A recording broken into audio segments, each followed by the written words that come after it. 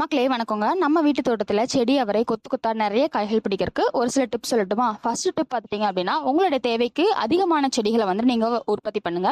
So இப்போ வந்து உங்களுக்கு 3 செடிகள் தேவைப்படுது அப்படின்னா, நீங்க இன்னும் 2 விதைகள் சேர்த்து போட்டு 5 செடிகளா வச்சு வளருங்க.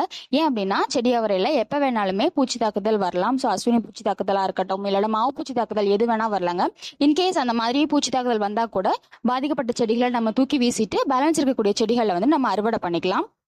செகண்ட் டிப் பார்த்துட்டீங்க அப்படின்னா, செடி அவரை வந்துட்டு எப்பவுமே அடர்ந்து படர்ந்து நல்லா அடர்த்தியா வளரக்கூடிய செடி. ஸோ இதுக்கு க்ரோ பேக் வந்து ரொம்ப முக்கியம். நீங்க தொட்டியில வச்சாலும் சரி, இல்ல க்ரோ பேக்ல வச்சாலுமே 12க்கு 12 சைஸ்ல இருக்கக்கூடிய தொட்டி இல்ல க்ரோ பேக்ல வைக்கிறீங்க அப்படின்னா அதுல வந்து ஒரு செடி வைங்க.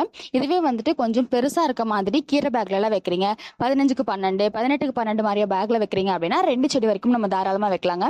இது வந்துட்டு நல்லா படர்ந்து வளரனால நிறைய ஸ்பேஸ் கொடுத்தோம் அப்படின்னா தான் நிறைய பக்க கிளைகள் வந்து நிறைய நிறைய பூக்களும் காய்களும் வச்சுக்கிட்டே இருக்குங்க. Happy gardening.